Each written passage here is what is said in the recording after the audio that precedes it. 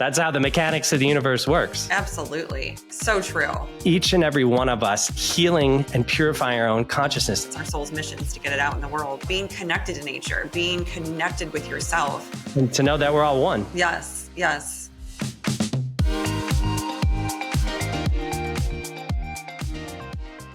Welcome back to I Can Fit That In, the podcast where ambition meets alignment.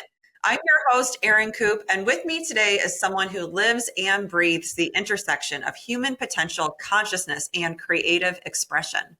Tim Shields is a writer, editor, and literary collaborator who helps visionary thinkers give voice to transformative ideas.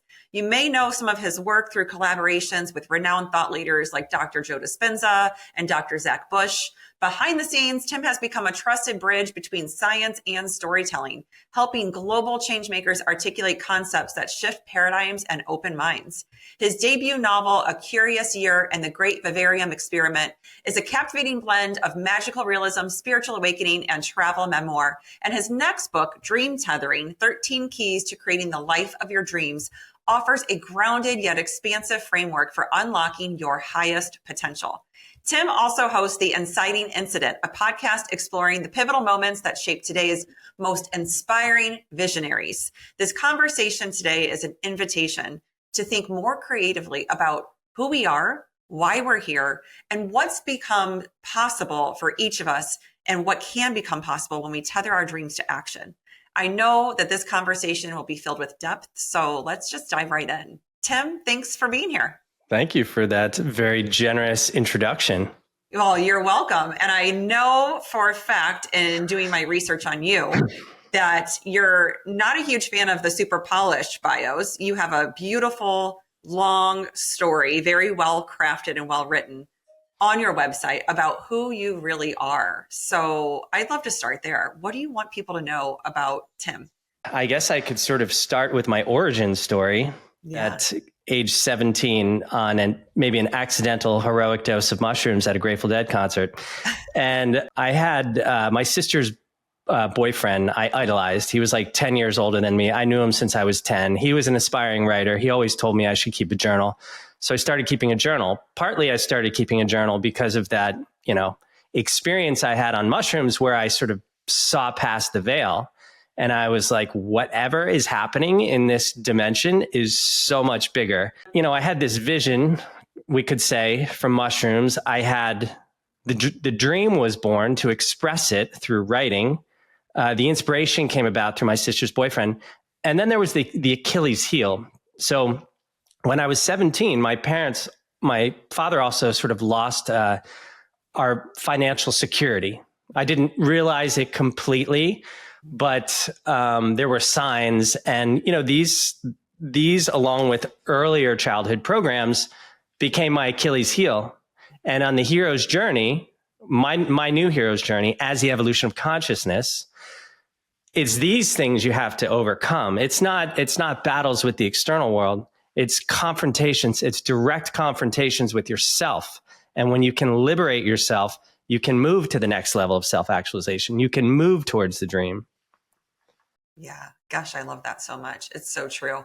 I feel like you and I could geek out on consciousness and evolution like so much. And it's for people who don't necessarily understand some of the things that you and I might based on our learnings, our practices, our deep inner work. How would you describe being in alignment with your soul's path? And how would you describe that consciousness that you can experience on that level when you're truly in alignment? Well, alignment comes through stillness, quieting the mind, quieting the thinking brain, the distraction of the thinking brain. So in order to, birth this alignment, you have to become still. And I think you have to align your mind, body, and spirit in right action, right thinking, right feeling, and right language. And this becomes like a tuning fork when you can actually find that true stillness, because when you can find that stillness, when the static of the thinking mind dies down, the voice appears. And there is always a guiding voice and a whisper that, if we are willing to listen, will tell us the way. For me, it could be through journaling. It could be meditating. Most of this book came through like walking in this Palm Desert Canyon out here in the desert where I live. And I would just ask myself the question, like, what is this next chapter about? And I'd go for a walk and I'd put on my music, which would put me into trance. And 100% of the time I would get the answer that I am seeking. So, we have been so trained to sort of put all of our attention and focus on the material world, on the 3D world, on everything that's outside of us. But our consciousness, energy is actually primary to matter. So we could go all the way back to the first thought, and we could say that, nothing has ever occurred in this dimension without the thought of it. Skyscrapers, telecommunications, etc. So this is really a dimension of thought, which is energy. So it's kind of, for me, dream tethering is about like shooting a grappling hook out into the future. And if you're focused enough, determined enough, and strong enough to stay on that line, you're going to get there. But the external environment is always going to try and knock you off. And what is the external environment? It's a mirror to our internal environment. It's our stories, it's our programs, it's our fears, lack, abandonment, etc. So really what it's about is understanding that, this sort of 3D reality is nested inside of a greater reality of energy and thought. And this dimension is a dimension of pure energy and thought. So it's kind of about getting beyond our thinking brain, our personality, etc., these things that limit us and anchor us into this, and connect into that field of energy, because there is a greater source of information that you can pull in than what you can just get with the mind. The mind is limited, but it's like when you're tapping into this field, you're actually sort of tapping into it with your heart, not your mind. Yeah. So you have access to such a greater field of information. And I'm very confident to say, like, the concepts in my new book, I could not have gotten there through my mind. Mm-hmm. I was just going for walks and sort of opening myself up and putting myself into, what I call trance, which is just, getting out of the thinking brain. So my mind like connects into the melody or the rhythm or whatever music I'm listening to, or if I'm just by myself, like listening to the birds, and then that, the bird leads me to the river, and all of a sudden I'm in this, in this field of information. I don't know how else to describe it, but present. That's the thing. Yeah, it's about being super present. Yeah. Right. And a lot of people, they don't understand what it means to be truly present, because they are so in their thinking mind all the time. And there's a saying that it goes, your mind is a terrible master, but an excellent servant. And that is the truth. That is absolutely true, right? We need our minds in order to just navigate everyday life. To get from point A to point B, we need to think about the things that we need to take with us, to get dressed, to go and get in the car, like all those things. And logic is very helpful many times in our 3D world. But we can't solely live our lives through logic. We can't solely live our lives through our mind, because we end up quite empty and disconnected from what life really is. And what you're talking about is this field of infinite possibility, which is all around us, because we can't forget we're on a ball. It's called Earth. Yeah. And it's traveling at a really rapid pace through the universe that is so large and vast that we cannot ever fully comprehend it, right? And out there is infinite possibility. And what you're telling my listeners right now is about being able to tap into that potential that's out there. And I think that's a really great distinction. I'd love for you to share a little bit more about that, because sometimes we talk about unlocking your potential, and people think they have to go into their mind to do that, right? They're kind of taught that, oh yeah, you unlock your potential by thinking about your potential. No, that's actually not what it is. So can you talk a little bit more about that potential and the self-actualization that you mentioned? Yeah, I mean, I would say, Dr. Joe Dispenza always say that the thought sends a signal out and the feeling pulls it back. So if you, think of this infinite field of possibility, it's kind of hard to imagine if you've never really thought about it. But at the most fundamental level exists the quantum field, which is, the fabric of reality at the most fundamental levels of the quantum, quarks, atoms, electrons, protons. But they're all potential energy. So some of this is probably redundant, but the atom is 99.999% empty space, but that is actually potential energy. So in a sense, our mind, the electron, becomes the servant of our mind. So it's like we focus on that thing that we want to create. And that is the mind sending the signal out. But then the feeling is the bridge ahead of the event. So, for me, it is holding the thought and the frequency and the feeling of this thought in your mind that collapses it from a possibility into a reality. Yeah. That's how the mechanics of the universe works. Absolutely. So true. I love that I read on your website, you said, I've learned that the reason why some people manifest the dream and others don't is very simple. One believes in the dream and the other is afraid of the dream. Yeah. That's deep. And that really, really resonates because I know, having been on the side of fear-based living, how scary it can be to take a risk, how scary it can be to put yourself out there, how scary it can be to write the words down and hit publish, all the things. They're scary because in our mind, they're scary, right? We're scared of being seen. We're scared of rejection. We're scared of humiliation, all the things. And yet the one who manifests the dream is the one who says, even though I'm scared, because I know what's happening here. My heart says, do it anyways. Yeah. Well, that is kind of the hero's journey. I think it's moving through each one of those levels of fear. So I have this new model of self-actualization in my new book I call the circlotron. So it's imagine a pinprick of light in the center of a void. And that pinprick of light is the center of the universe, and you are the center of the universe, a node of awareness in this infinite field.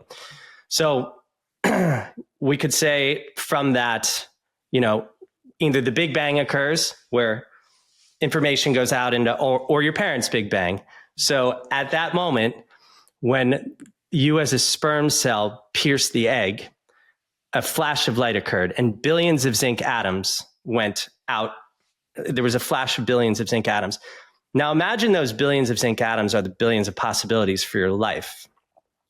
So as as this explosion, this concussion wave goes out, they start to coagulate and form these concentric circles. And these concentric circles represent levels of consciousness that you can achieve throughout your life. But if you look very closely, these concentric circles are actually made up of infinite tiny dots. And these infinite tiny dots represent possibilities in space and time at that level of your consciousness. So you can be at a certain level of consciousness and be stuck in the same job, repeating the same relationship, having the same experiences with the same complaints, and not know why you're not moving forward. But in order to get to the next level of self-actualization, I think you have to overcome one of three things, or all three things: fear, trauma, or limited thinking. To overcome those things is what propels you. It's the catalyst that allows you to leap that chasm that gets you to the next level of consciousness. And at that next level of consciousness are new opportunities, new people, new experiences. And this is what you've put your dream tether at that next level of consciousness. And you have to keep repeating yourself to get there. Fascinating. Can't wait to read your book. That's for sure. Can't wait to finish it.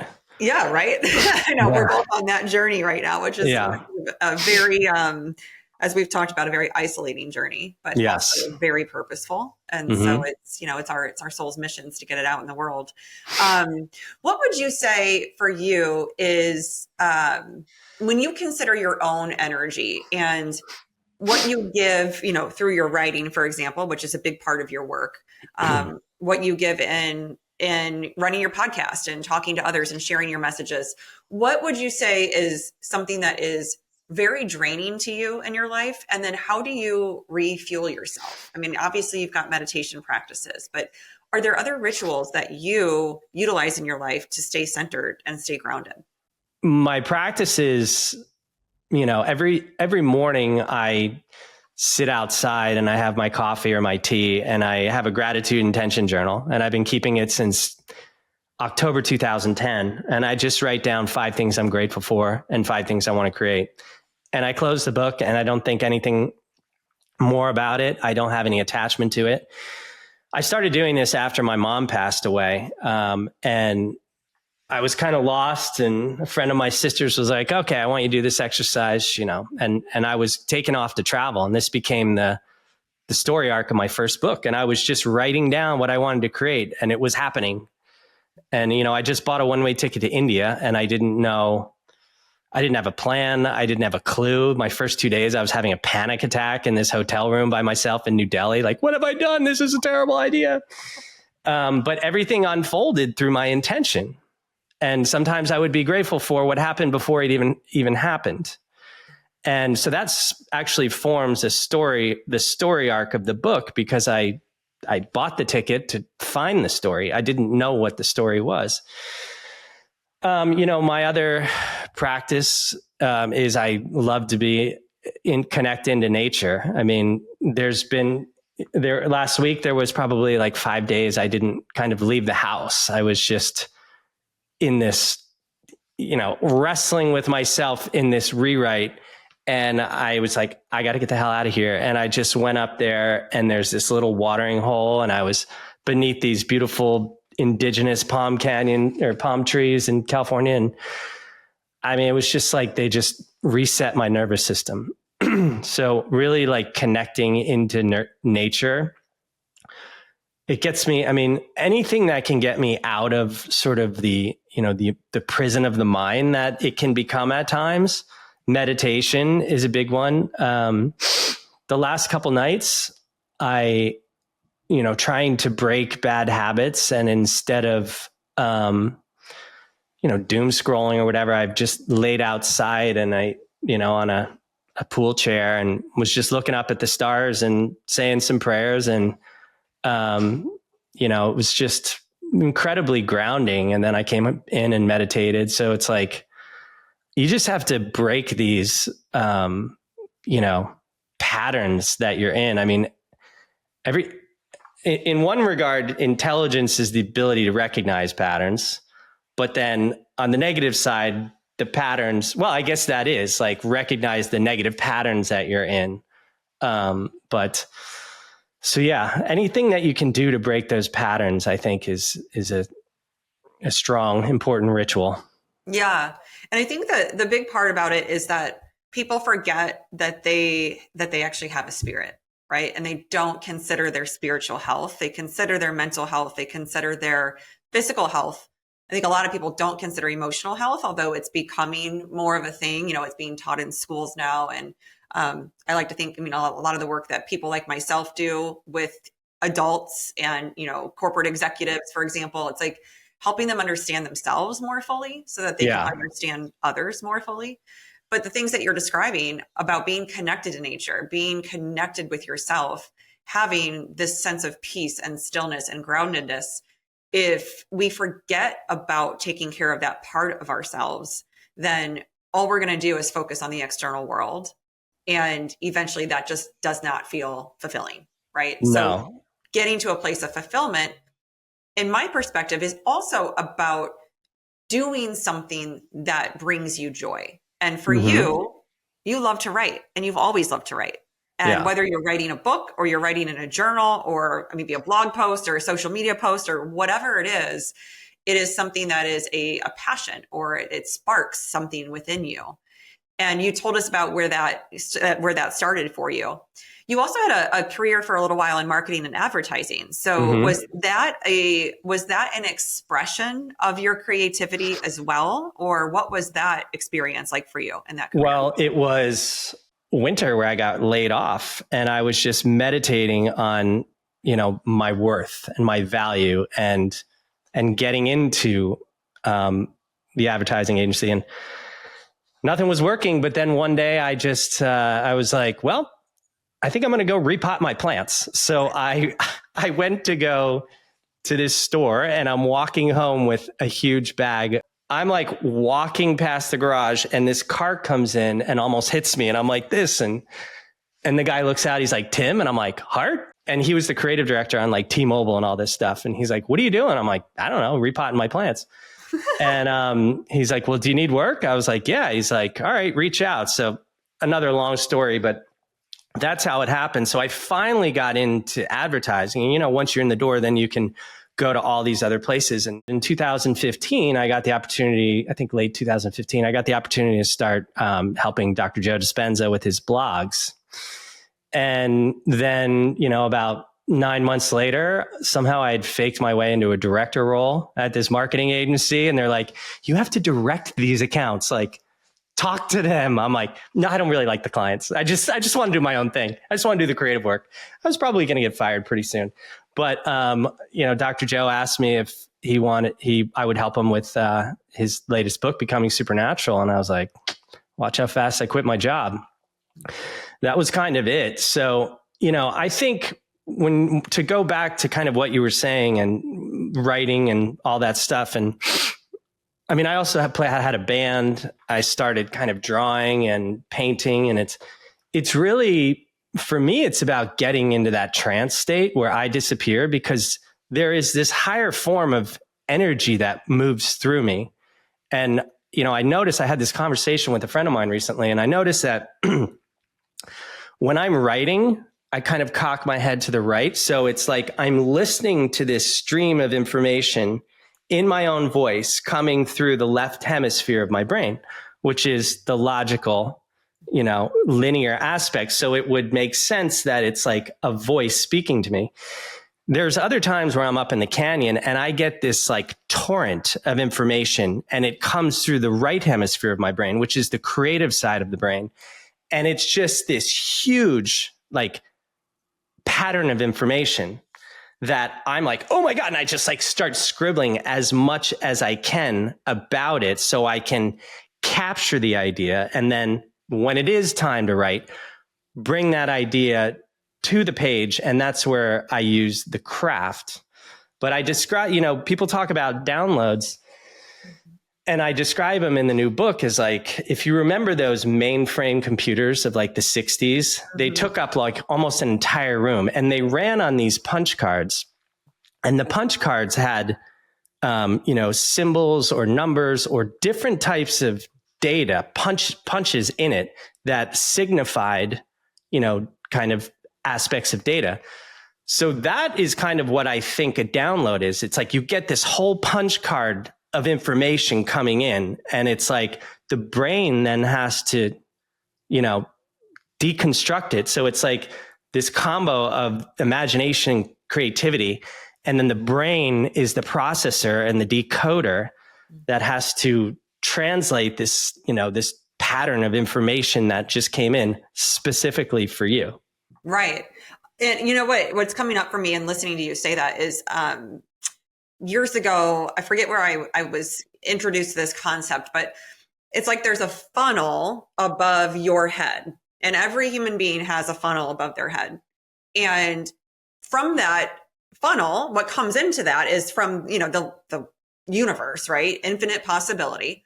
And ideas are synthesized through this funnel into this creative side of your brain, which you then use logic to translate into some form of action or written word or creativity or whatever it is, whatever medium it comes through when you synthesize it through the left brain, through logic, right? Mm-hmm. A lot of people have the idea, they get an idea, there's something that comes in, but they let it go.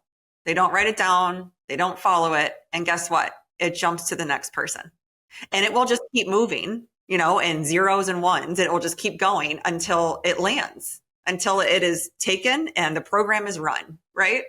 And when I think about that, I remember when I first learned that, it was probably 8, 9, 10 years ago. And I felt like, oh my gosh, that makes so much sense. Like that really is what happens, which also brings me to the notion of like, why are there so many copycats out there? Like, why do people want to be so unoriginal and copy others rather than tapping into that infinite possibility and manifesting what's meant for them? Because when they authentically go after it in that way, it is going to be successful and it's going to knock their socks off. But too many people don't tap into that, right? Yeah. I mean, you just hit the nail on the head right now, right there, on so many different things. I mean, all of these people who are either copycatting or using ChatGPT, it's a reconfiguration of existing information.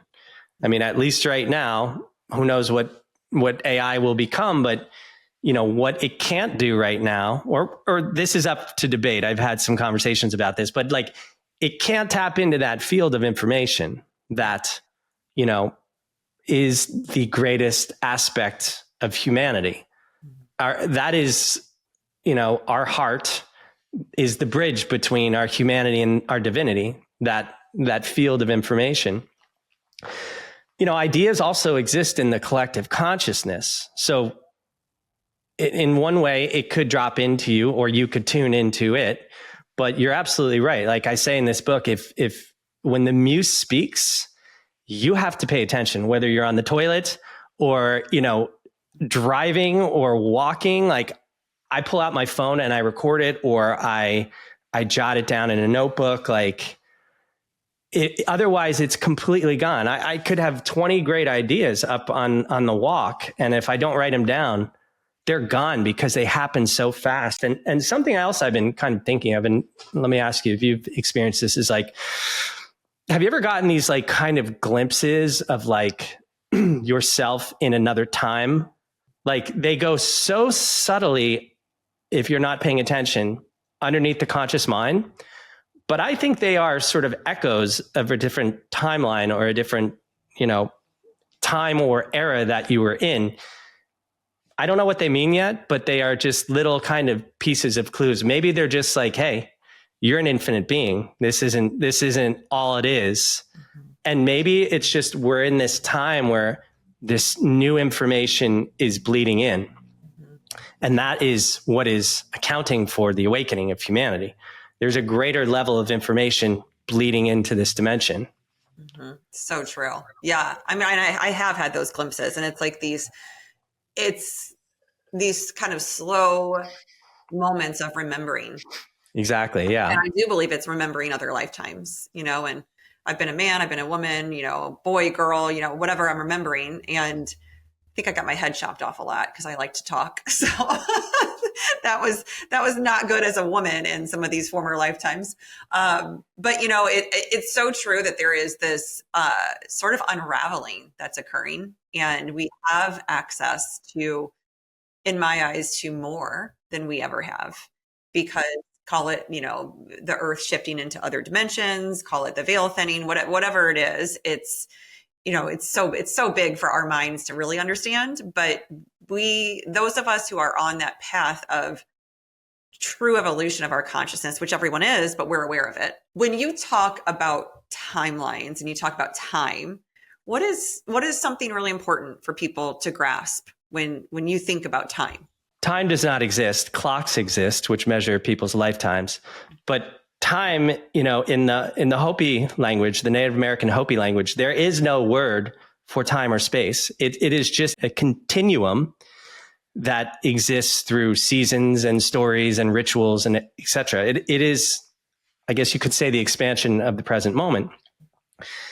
If we think about the way the universe and time is speeding up, I mean, everybody I talk to is kind of like, I don't really understand what's happening with time. It's like it's moving so much faster.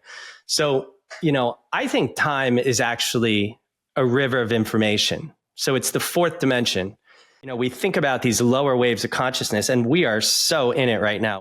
But it's just like we can't move to the next level until this shadow, this frequency gets exposed. And I think it's important. This is why everybody is so integral to the evolution of the collective consciousness, because it's a bottom-up revolution. We've always been in a top-down information structure. There's a few, from whether it's a corporation or the way the world's run, there's a couple people up here that knows what's going on and the information comes down. But this is a bottom-up revolution. This is about each and every one of us healing and purifying our own consciousness. It requires us to let go of the fear, to look at the shadow. And, I think the only way out of this, and I see it happening, is through the evolution of consciousness, through the evolution of us moving from these lower, dense frequencies of fear, of competition, etc., into unity consciousness, into love, into compassion. I mean, I think that trip when I was 17 years old, I experienced unity consciousness. And I was like, whatever this is, I want more of it. I want to understand it, and the dream was I want to express it. So, I mean, I get to work with some pretty interesting thought leaders who are, especially in like sort of the health and wellness and biology consciousness. And I'm optimistic. I'm optimistic because there are so many good things going on, but we are constantly fed through what I call in the new book, the perception machine, which is the media. And the perception machine is the matrix. It's the illusion. It's almost like everything that they say is the inverse. Yeah. And it's just all bullshit. And I think the majority of people are seeing through that. There are still people asleep believing this stuff, but, it's to break free of the perception machine. Yes. Yes. And to know that we're all one. Right.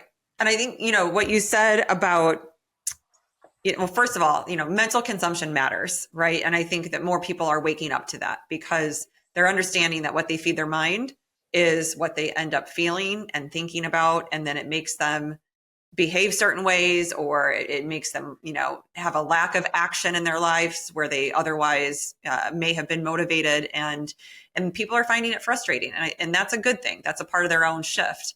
And the other thing is the way that we collectively shift consciousness is each person doing that inner work, each person going inward, each person sort of unplugging and ritualizing parts of their lives where they fill themselves up. They meditate, they write, they journal, whatever they choose to do to really connect with themselves. That is integral to their own shifts, right? So every person doesn't know exactly where to start, but there's not just one place. It's like, just start building that relationship with you. Start taking better care of you, right? If it's your physical health, take better care of your physical health. That will help you mentally and emotionally, and then eventually spiritually, right? We don't have to say there's one place to start, but we each have to start. That's the message that I think many people can take away and empower themselves to say, well, gosh, it doesn't have to be this kind of routine thing that I have to do what this person on Instagram told me, these 7 things every morning. No, it doesn't have to be that. Just go inward and start to build that relationship, right? Yeah. And find this balance between this triad of the mind, body, and spirit. Yes. Because like you just hinted at, or basically said, it's like when you start to balance one, it starts to balance the others until eventually you get this coherent field of focused awareness. Yes. And that's where your strength and your power lies. And that's where it's all moving the same direction. And that's where you start manifesting what you want in your life. Yep. So you have this podcast called the Inciting Incident. Yeah. Can you tell my listeners just a little bit about that podcast, and then of course where they can find you? Well, I think I just arrived because TikTok gave me a warning in violation of what went out yesterday, which was about AI, transhumanism, consciousness. And this is from an old school guy who was in let's say, some 3-letter agencies. He was there at the Monroe Institute. He's the founder of the Arlington Institute. He was involved in remote viewing. And I was like, are you kidding me? TikTok? Like, wow. Okay. This is the first time I've been subject to censorship. But basically, the idea for the Inciting Incident was, since I was a young man, anytime I became obsessed with an artist, a musician, a writer, I wanted to know the human journey behind these people, because we all know the work, but how did they get there? So the idea behind the Inciting Incident is, between the inciting incident and the public figure is the dream tether. So how did they get there? And that's what my new book is about. We don't always get there, but I've had a vast array of people, from professional athletes to artists to Rick Allen from Def Leppard, which is an incredibly inspiring story. I think next week is the number one deep sea free diver in the world, which was super fascinating. And it was all about consciousness. So really, it's kind of like a bend on healing and consciousness and transformation, because that's what I'm interested in, because that's what I'm trying to do myself. Yeah, I love that. And where can my listeners find you, Tim? My website is therealtimshields.com. That's The Real Tim Shields is my handle on YouTube, Instagram, TikTok. I think those are the main ones. I should be more prepared for that part of it, but that's the gist. We'll share it all. We'll share it all when it goes out anyway. So they'll have all of those links to find you. Now, I want to leave with, on your website, you have in your command bar 25 things. When you click on that, it is 25 things that I would tell my younger self, or wish I would have known as my younger self. If you can pick just one of those, what do you want to leave my audience with today? Oh my gosh. I don't even remember what those are. I wrote them so long ago, but I would say, you are a divine creator that is a fractal or a part of creation. So if you can tap into that part of you within yourself, get beneath the program and the illusion of the 3D reality to uncover the truth of who you really are, when you can connect into that field of information, which is a loving, organizing field of intelligence, anything is possible. Beautiful. So well said. I love that. What a note to go out on. So Tim, thank you so much for being here. It's been just truly a pleasure to not only have your story, but also, a lot of your insight and your wisdom and your depth. So thanks for sharing with everybody. Thank you for having me. It's my pleasure. I love these conversations. Me too. And everyone, you know what to do. Subscribe, follow, like, share. It helps the show grow and helps me so much. So thank you for being here. Until next time.